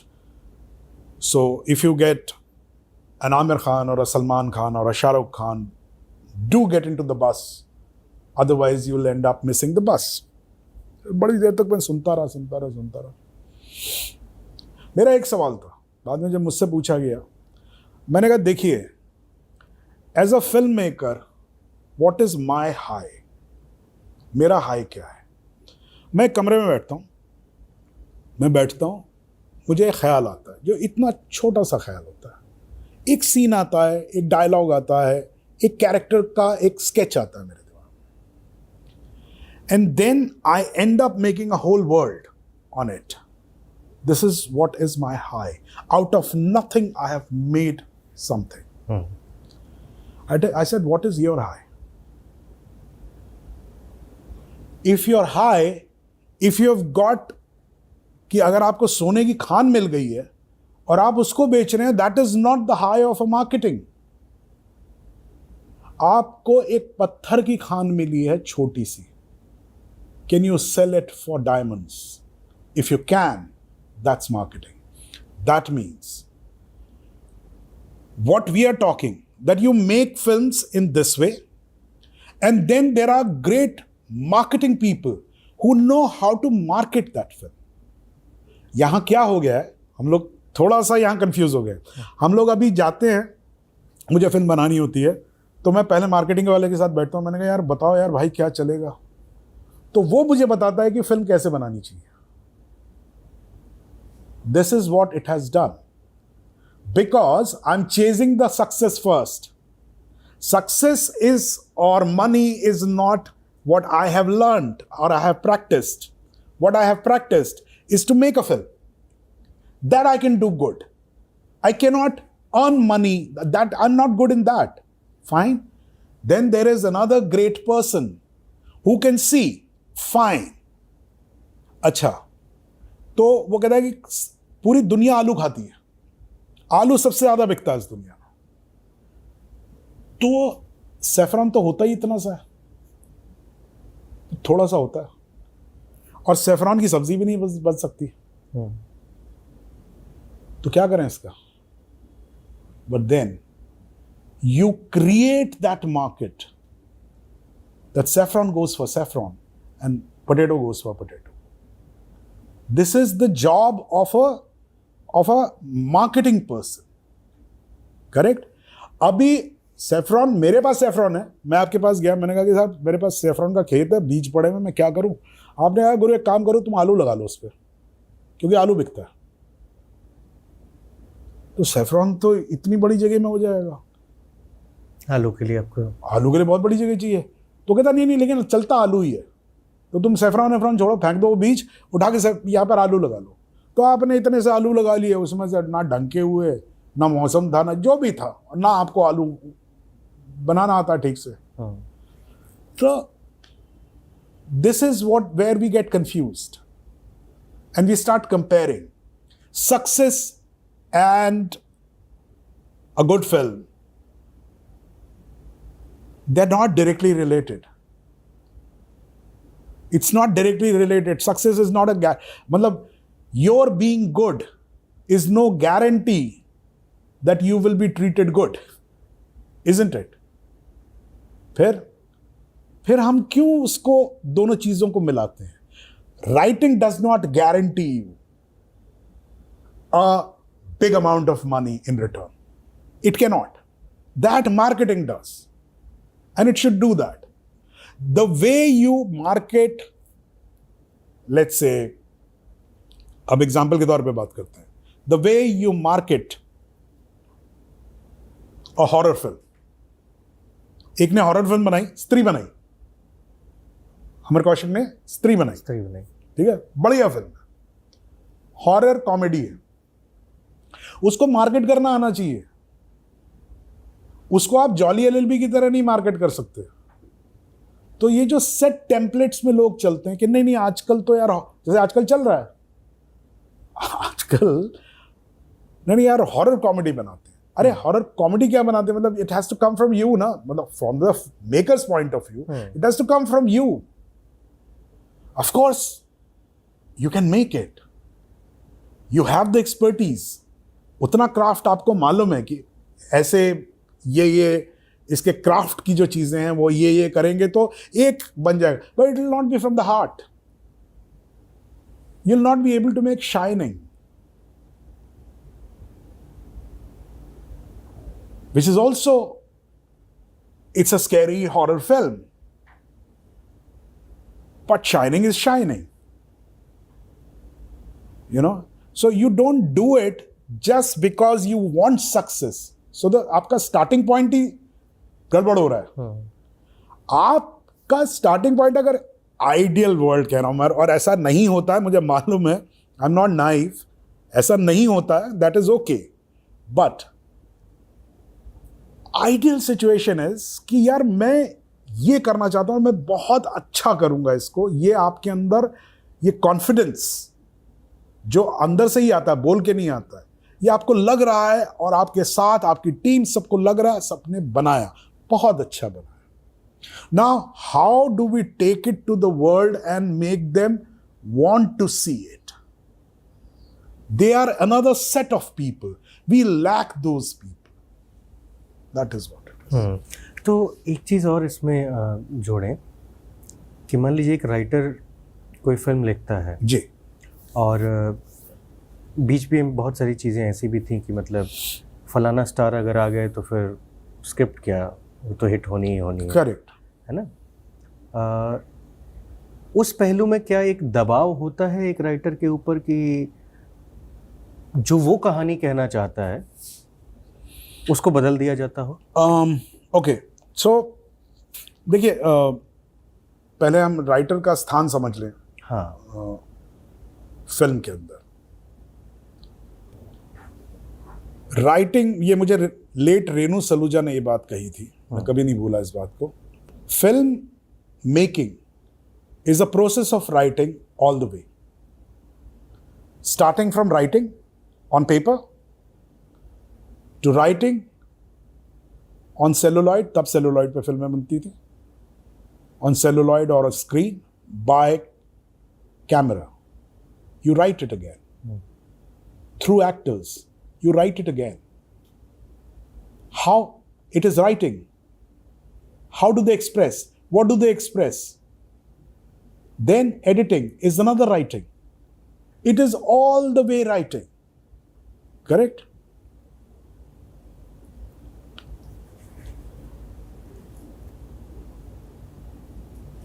जब हम लोग, जैसे कि मैंने लिखा है, सुधीर मिश्रा के लिए लिखा है, रजत कपूर के लिए लिखा है, कमल हासन साहब के लिए लिखा है, बहुत ज़्यादा लोगों के लिए नहीं लिखा मैंने, लेकिन क्योंकि मैंने लिखा ही बहुत कम है मैंने। ये जब भी मैंने इन लोगों के लिए लिखा है, they are not my stories, this is the story they want to tell. I am coming with my expertise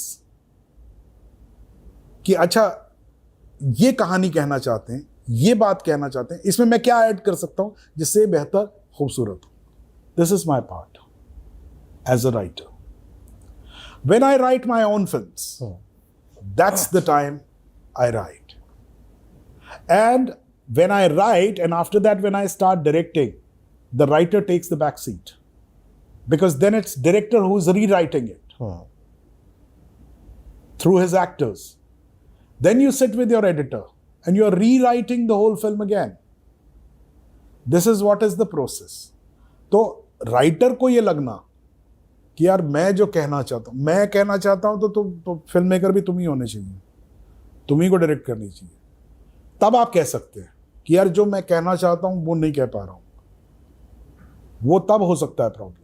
लेकिन as a writer I don't think that, because what the director is deciding is he is taking the ship into one direction and you have to go in that direction. Okay, अब और थोड़ा आगे बढ़ते हैं। थोड़ा सा अभी OTT के एक जो जंजाल है हमारे ऊपर, जंजाल नहीं है, बहुत अच्छा है। अच्छा है, बहुत अच्छा है, लेकिन बहुत ज़्यादा है। ज़्यादा नहीं है, हजारों ख्वाहिशें ऐसी कि हर ख्वाहिश पे दम निकले, बहुत निकले मेरे अरमा फिर भी कम निकले। तो कम ही है भाई, ज़्यादा नहीं है। बोलो। आपकी सिनेमा को जो बॉलीवुड इंडस्ट्री है, हाँ, उस पर क्या आपको लगता है कि OTT के आने के बाद एक एक्स्ट्रा भार आ गया है? नहीं। सिनेमा वैसे बन तो रहे, मतलब मुझे तुम लगता है सोचो, आज से कुछ 100 साल पहले ऐसी ही किसी जगह पे दो लोग बैठकर ऐसे ही बात कर रहे थे। तब सामने वाले ने पूछा था, तुम्हें लगता है ये सिनेमा आने के बाद थिएटर में बहुत बोझ हो गया है, क्या उसके ख़त्म होने के दिन आ गए हैं? आज 100 साल बाद दोनों जिंदा हैं, दो डिफरेंट आइडेंटिटीज हैं। जब आज से 50 साल पहले दो लोग ऐसे ही बात कर रहे थे और एक ने कहा था कि टेलीविज़न के आने से क्या लगता है कि सिनेमा अब अपने अंत पे है या उसको अब बहुत कुछ करना पड़ेगा। आज भी दोनों अलग अलग मीडियम अपने उसमें, same is with web. It is good, it is not bad, it is good that the new mediums are coming. As a matter of fact, right now what we are talking, I don't know whether it falls in the category of classical interview or a podcast. But this is another medium where two people are talking and विचारों का आदान प्रदान कर रहे हैं, और एक आदमी जो जिसमें से जब लोग कनेक्ट होते हैं, सो पॉडकास्ट में भी तो हिट और फ्लॉप होते हैं कि इतने व्यूज, इतने लोगों ने देखा, इतने लोगों ने पसंद किया, ये क्या है? This is another medium all together. And there might be a very soon there might be a time that you are a professional podcast participant, that you have so much to say that you don't do anything else but you only do podcast. ये तो हो ही रहा है कि लोग podcast करते हैं. वो तो ऐसे बहुत सारे लोग हैं जो सिर्फ पॉडकास्ट ही करते हैं. They conduct podcast. मैं कह रहा हूं पार्टिसिपेंट भी जो है, which is the second part. There might be people who will flourish in that. So nothing is harming anything. It is good. There are new mediums, there are new ways coming. और हर medium का अपना एक limitation होता है और अपना एक कहना चाहिए उसका एक नयापन होता है. तो वेब जो है, it is not exactly like cinema, because there are web films, but they are different from the films you see in theater, just because of the experience of theater. So nothing is going to go, everything is going to be there, and there is a coexistence and it will happen. एक चीज़ और बताइए कि मान लीजिए अब तो OTT का भी जंजाल आ गया. एक समय होता था कि बड़ा आसान था एक आम भारतीय के लिए, जो भले कितना भी गरीब हो या मिडिल क्लास हो, सिनेमा देख पाने का एक्सेसिबिलिटी थी. है ना. बाद में मल्टीप्लेक्स वगैरह आए, वो एक्सेसिबिलिटी चली गई. मैंने लगभग ये सवाल हमेशा पूछने की कोशिश करता हूँ समझने के लिए कि आप उस दौर से इस दौर को जब आते हैं, देखते हैं, आप सिनेमा तो बना रहे हैं लेकिन उसको सीमित कर दिया है कुछ लोगों के लिए. अब वो लाख भी हो सकते हैं, 1000 भी हो सकते हैं, करोड़ भी हो सकते हैं, पर वो सिनेमा अब सबके लिए अवेलेबल नहीं है. इस पे काउंटर करता है कोई कि OTT आ गया है, हाथों हाथ में है, YouTube है, उस पर भी आ जाता है, हाथों हाथ में है. पर आप फिर उस पर बात नहीं करते हैं कि वो जो माध्यम है वो इस मल्टीप्लेक्स से भी ज़्यादा महंगे होने शुरू हो गए हैं. तो सिनेमा की एक्सेसिबिलिटी कम क्यों हुई सर सबके लिए? देखिए, अब ये मैं इसमें मैं सही आदमी नहीं हूँ इस बारे में कमेंट करने के लिए, क्योंकि मेरा एक्सपर्टीज नहीं है इस. नहीं, मैं आपके अनुभव को समझना चाहता हूँ इस सब्जेक्ट के बारे में, लेकिन जो मैंने सुना है लोगों से. आप लोग बहुत सुनते हैं, हम लोग बहुत सुन रहे हैं कि साउथ का सिनेमा जो है is riding very high. What is the reason? The reason is that they have controlled everything. They have controlled the ticket price. They have controlled the release. They are not giving their films directly straight away. जैसे हम लोग अभी चलन है कि हम film तब बनाते हैं जब OTT का हमें वायदा मिल जाता है. हाँ. So you are starting from OTT and then you are releasing it. पहले आपने तय कर दिया कि भाई अच्छा देखिए मेरे यहाँ बेटी हो रही है लेकिन जाएगी आपके यहाँ, है ना. साउथ ऐसा नहीं कर रहा है, ऐसा मैंने सुना है. मैं बहुत कॉन्फिडेंस से नहीं बोल सकता हूँ, लेकिन ऐसा कहा गया है कि उनका कॉर्पोरेट को घुसने नहीं दे रहे हैं ना. हाँ, वो जो भी है वो उनका एक सिस्टम बना हुआ है. उनके छोटे शहरों में ऐसा नहीं है कि उनके यहाँ सिंगल थिएटर नहीं है, अभी भी है, बचा के रखे उन्होंने. तो ये जहां पर आप ठीक कह रहे हैं, आपका एनालिसिस ठीक है कि भाई आप महंगा करते जाएंगे तो उतना ही एक्सेसिबिलिटी जो उसकी कम होती चली जाएगी. तो ये तो सोचने वाली बात है. ये हालांकि मेरा खुद का सब्जेक्ट नहीं है क्योंकि सिनेमा को कैसे बचाया जाए या उसका क्या उसके बारे में किया जाए, लेकिन हाँ ये मैं मान सकता हूँ और मैं समझ सकता हूँ कि भाई अगर इस तरह की चीज़ें आप करेंगे तो आप खुद ही दूर करते जाएंगे लोगों को. आप जब फिल्म नहीं कर रहे होते हैं तो उस दौरान क्या क्या करते हैं, क्या पढ़ते हैं, क्या आप लिखना पसंद करते हैं? भाई मैं फिल्में करता हूँ तो ऐसा आपको क्यों लगता है कि मैं बहुत पढ़ा लिखा पढ़ने लिखने वाला आदमी हूँ? ऐसा नहीं है, मैं बहुत कुछ करता हूँ और ये बहुत कुछ धीरे धीरे मुझे अभी प्रेजेंटली आजकल क्या करता हूँ मैं बता देता हूँ। तो कुछ चीज़ें तो नेचुरली होती हैं, आप फिल्में देखते हैं, कुछ पढ़ सकते हैं तो पढ़ते हैं। घूमने का मुझे बहुत शौक है, कार चलाने का बहुत शौक है। इससे एक किस्सा याद आया मुझे, खैर कंप्लीट करिए। तो कार चलाने का शौक है, तो वही वजह है कि जब मैं इंटरव्यू के लिए आ रहा था तो मैंने आपको फ़ोन करके कहा कि देखो भाई, मैं अपनी कार खुद चलाता हूँ, ड्राइवर नहीं चलाता है, तो मैं कहाँ पार्क करूँ, ठीक है, इसीलिए पूछा था। तो मुझे कार चलाने का बड़ा मज़ा आता है। मैं ड्राइव पे निकल जाता हूँ और मुझे कहीं भी चला जाऊँ, जगह जगह जाने का शौक़ है। हाँ, थोड़ा अब दिक्कत ये हो जाती है कि आप जब जाते हैं आप स्वच्छंद तरीके से घूम नहीं पाते।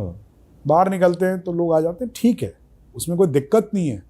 लेकिन अगर हर वक्त ही, क्योंकि क्या होता है, लोगों को तो एक मौका मिलता है कि भाई वो पहाड़ देखने आए, कहीं पे आप खूबसूरत जगह पे खड़े हैं, फ़ोटो खींच रहे हैं वो अपनी, फिर अचानक उनको मैं दिख गया, या कोई भी ऐसे जो भी एक्टर्स जो भी जाते हैं, तो उनको लगता है यार ये बड़ा अच्छा मौका, खींच लो। तो सबके लिए तो मौके हो गए, बेचारे उसका क्या है यार, वो भी तो कोई एक पहाड़ देखने आया था, कुछ देखने आया था। तो वो एक जो रिस्पेक्ट ऑफ प्राइवेसी होता है वो थोड़ा कमज़ोर हो गया, वो कमज़ोर है हमारे यहाँ, है ना, हम लोग थोड़ा प्राइवेसी देते नहीं हैं।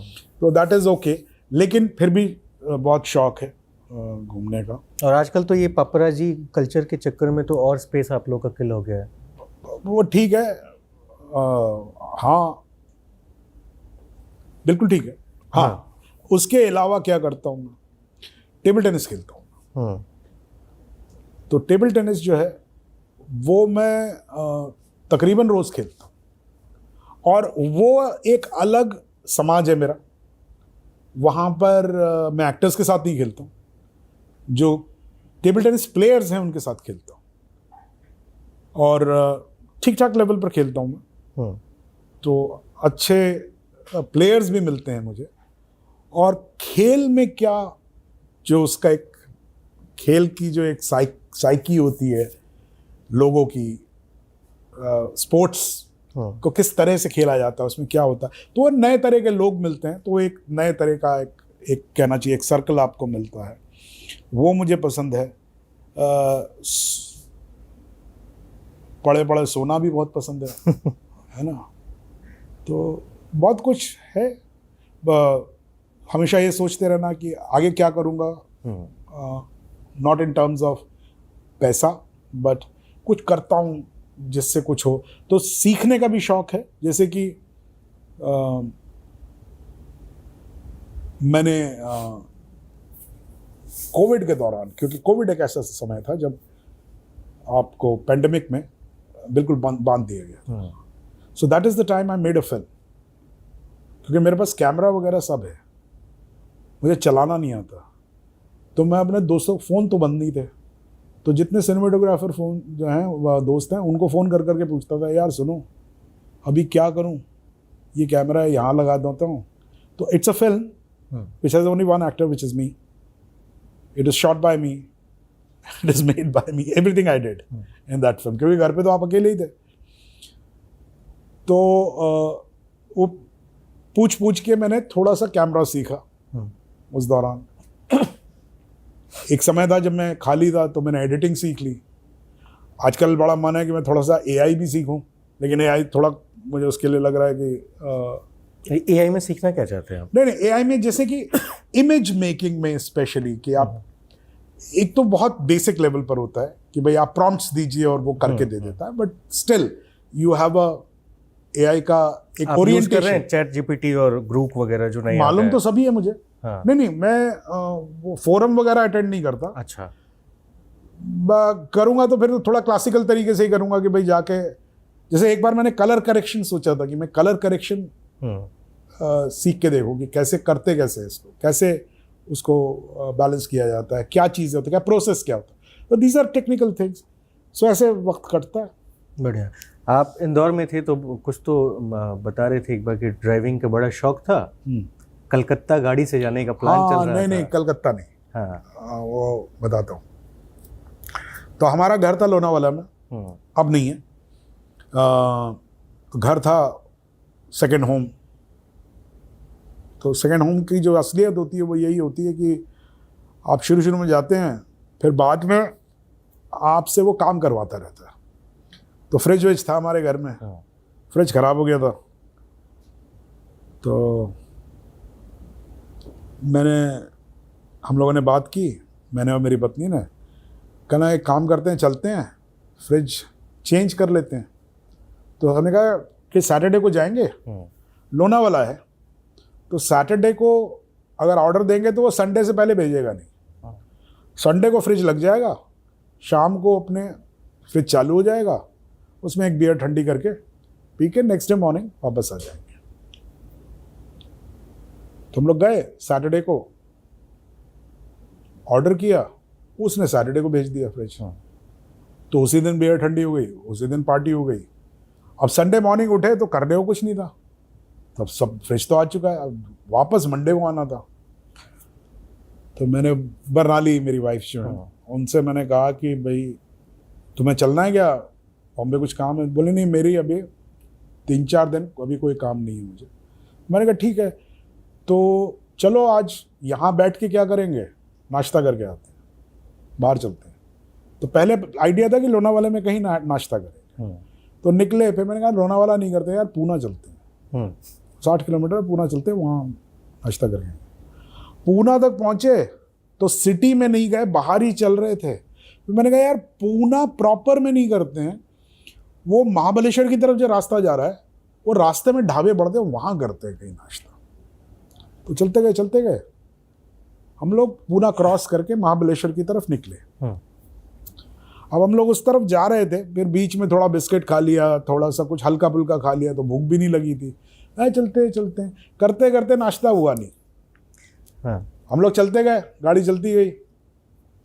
तो मैंने कहा यार एक काम करते हैं, कोल्हापुर आ रहा है, कोल्हापुर में लंच करते फिर चलते हैं वापस। तो कहना ठीक है। हम लोग कोल्हापुर में लंच किया, चलने लगे। बरनाले ने बोला कि सुनो ऐसा है, मेरा तो कल कोई काम नहीं है, तुम्हारा कुछ काम है? मैंने कहा नहीं। बोले तो एक काम करते हैं, इस रोड से वापस जाने की जगह कोल्हापुर से अंदर चल के अंकोला होते हुए, गोवा होते हुए वहाँ से वापस चलते हैं। मगर चलो, शाम हो गई, अंकोला पहुँचे, बरसात के दिन थे। अंकोला पहुँचे, रात को एक जगह रुके। रात को समझ में नहीं आया, कहीं रुके, किसी एक अच्छा होटल था, रुके। सुबह उठे, देखा क्लिफ पे होटल था, ठीक उसके नीचे समंदर था। खूबसूरत, और मतलब झराझर बारिश हो रही, मन तो एकदम उछल गया। बहुत बढ़िया, बहुत बढ़िया। तो मैंने पूछा, मैंने कहा कि भाई चले गोवा? तो बरनाले ने कहा कि सुनो 3-4 दिन मैं तो हूँ फ्री, तुम्हारा कोई मीटिंग नहीं। मैंने कहा नहीं। बोले तो हम इधर जाने की बजाय हम उस तरफ चलते हैं, उधर कूर्ग है, so let's go to Coorg and then come back. And then the journey started. We went to Mangalore, then we went to Coorg. Coorg हमें इतना अच्छा लगा कि 3 दिन तो हम कूर्ग ही रुक गए। फिर कहने लगे अच्छा चलो वापस चलते हैं। वापस चले तो मैंने कहा मैं उस रूट से वापस नहीं जाऊंगा। अब कूर्ग आ गए तो यहाँ से बैंगलोर, और बैंगलोर से फिर मेन रोड पकड़ के बॉम्बे बैंगलोर रोड पकड़ के वापस। इतना लंबा ड्राइव आप कर रहे हैं? हाँ, ड्राइव मुझे कितना भी करवा लो। तो वो बैंगलोर गए, बैंगलोर से लौट रहे थे तो एक जगह आती है सिंधुदुर्ग, बेलगांव वहाँ से थोड़ा आगे था। सिंधुदुर्ग में रात शाम होने को आ गई, तो चाय के लिए रुके। तो मैंने कहा यार अब रात को तो नहीं पहुँच पाएंगे, बेलगांव में किसी होटल में रुकना पड़ेगा। तो एक जगह थे, मुझे आज तक याद है, वो मेन रोड से ऐसे राइट साइड पे एक चाय की टपरी थी, वहाँ चाय पी रहे थे। तो बरनाली ऐसे कुछ बोर्ड देख रही थी, उसने कहा कि सुनो हम लोग बेलगांव भी रुक सकते हैं, which is 150 kilometres from here, और we can go on this route and this goes 200 kilometres to Hampi. चलो हम्पी चलते हैं। Then we turn the car, we went to Hampi. Hampi में उस रात को रुके, अगले दिन हम्पी घूमे, फिर उस रात को उस रात को रुके, या शायद उसके नेक्स्ट डे हम लोग, या उसी दिन शायद हम लोग निकल पड़े। And then we reached Pune, and then we reached Bombay. So we were supposed to come back on Monday morning. We came back on Saturday evening. So that is how our holidays, and this is one of the holidays which has happened like this. We have done many holidays like that. Great, amazing. एक आखिरी सवाल media को लेकर के, आपने अभी कुछ दिन पहले कोई तो इंटरव्यू दिया था जिसके बारे में अभी हम लोग की इंटरव्यू शुरू होने से चर्चा हो रही थी। ज़रूरी हो जाता है क्योंकि मैं उसी बिरादरी का आदमी हूँ और आप जहाँ हैं तो हम लोगों का आपस में मेल जोल तो रहता ही है, लेकिन तब बहुत दिक्कत हो जाती है जब आप कुछ कहना चाहते हैं और मैं उसे कुछ और बनाकर प्रस्तुत कर दूँ। तो वो क्या घटना थी और क्या हुआ था? नहीं, घटना पर से इज नॉट इम्पॉर्टेंट। देखिए, हम लोग हमेशा एक बात कहते हैं,